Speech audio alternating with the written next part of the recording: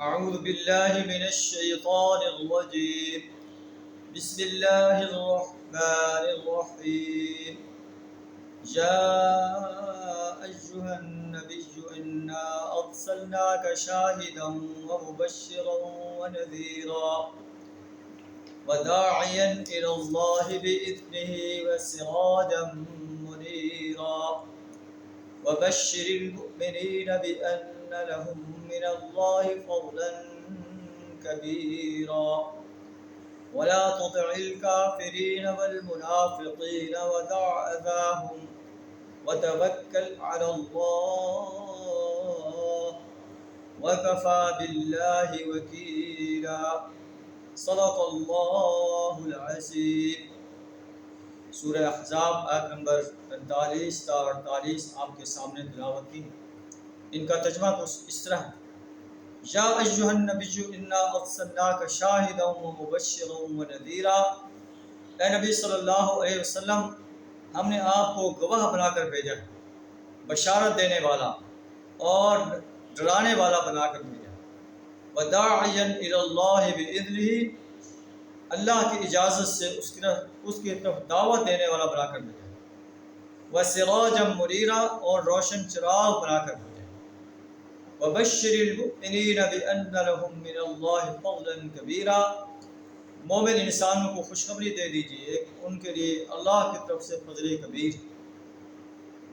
ولا تطع الکافرین والمنافقین، اے نبی صلی اللہ علیہ وسلم کافروں اور منافقین سے نہ دبو. ودع اذاہم، جو ہے انہیں وہ جو تمہیں تکلیف دے رہے ہیں ان کی پرواہ نہ کرو.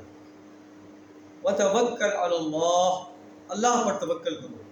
وکفیٰ باللہ وکیلا، اللہ جو ہے اس کے لیے کافی ہے کہ تمام معاملات جو ہے انسان اللہ کے سپرد کرے. اس میں نبی صلی اللہ علیہ وسلم کو اللہ تعالیٰ خطاب کر کے ارشاد فرما رہا ہے کہ اے نبی صلی اللہ علیہ وسلم، ہم نے آپ کو شاہد بنا کر بھیجا ہے، شہادت دینے والا. نبی صلی اللہ علیہ وسلم نے قولی طور پر بھی شہادت دی کہ اے لوگوں، ایک اللہ کی پرستش کرو، ایک اللہ کی بندگی اور غلامی اختیار کرو، ایک اللہ کی اطاعت کرو، ایک اللہ کے آرڈر کو مانو، اسی کی حاکمیت کو تسلیم کرو، اسی کی حاکمیت کو قائم کرنے کے لیے اپنا مال، جان، وقت اور صلاحیت کا پاؤ، اور جو نظام اللہ نے دیا ہے اس نظام کو غالب کرنے کے لیے، باطل نظاموں کو مٹانے کے لیے جو ہے کوئی کسر نہ چھوڑو. اور عملی طور پر نبی صلی اللہ علیہ وسلم نے اس پر عمل کر کے دکھا دیا کہ آپ نے جو اپنی زبان سے کہا وہی جو ہے آپ کے عمل سے ظاہر ہو رہا ہے. آپ ہر قسم کی تکالیف برداشت کرتے ہوئے توحید کی دعوت انسانیت کے سامنے پیش کر رہے ہیں، رسالت کی دعوت پیش کر رہے تھے، یوم حساب کی دعوت پیش کر رہے تھے.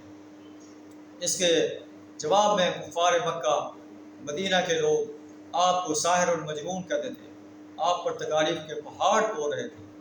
تو اللہ نے جو ہے آپ صلی اللہ علیہ وسلم کو شاہد بنا کر دیا.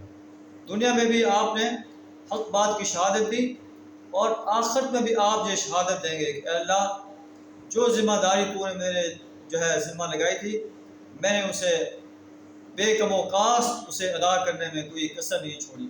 یا اللہ، اب یہ امت میرے سامنے موجود ہے، تیرے سامنے موجود ہے، تو ہی اس کا حساب کرنے والا ہے.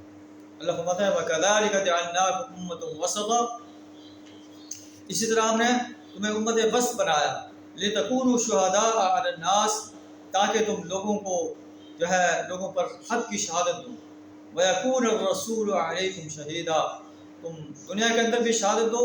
نبی صلی اللہ علیہ وسلم بھی دنیا کے اندر شہادت دے رہے ہیں، اور قیامت کے روز بھی اللہ کے رسول صلی اللہ علیہ وسلم یہ شہادت دیں گے کہ اللہ، میں نے اپنی ذمہ داری کو تیرے آرڈرز کے مطابق پورا جو ہے انسانیت تک پہنچا دیا. وَيَوْمَ نَبْعَثُ مِنْ كُلِّ أُمَّةٍ شَهِيدًا، ہم ہر امت میں سے گواہ کھڑا کریں گے. ثُمَّ لَا يُؤْذَنُ لِلَّذِينَ كَفَرُوا، پھر کافروں کو یہ اجازت نہیں دی جائے گی کہ انہیں توبہ کی توفیق ملے، یا انہیں معافی کی توفیق ملے، یا انہیں معافی کے لیے کہا جائے. ایسا نہیں ہوگا. وَيَوْمَ نَبْعَثُ مِنْ كُلِّ أُمَّةٍ شَهِيدًا عَلَيْهِمْ مِنْ أَنفُسِهِمْ، ہم ان کے اپنے نفسوں میں سے بھی گواہ کھڑا کریں گے. وَجِئْنَا بِكَ شَهِيدًا عَلَىٰ هَٰؤُلَاءِ، اور اے نبی صلی اللہ علیہ وسلم ہم آپ کو بھی ان پر گواہ کی حیثیت سے کھڑا کریں گے.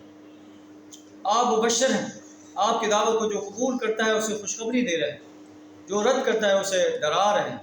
اللہ سے دعا تعالیٰ ہمیں بھی اس دین اسلام کا داعی بننے کی، مبشر بننے کی اور نذیر بننے کی توفیق عطا فرمائے. وآخر دعوانا الحمد للہ رب العالمین.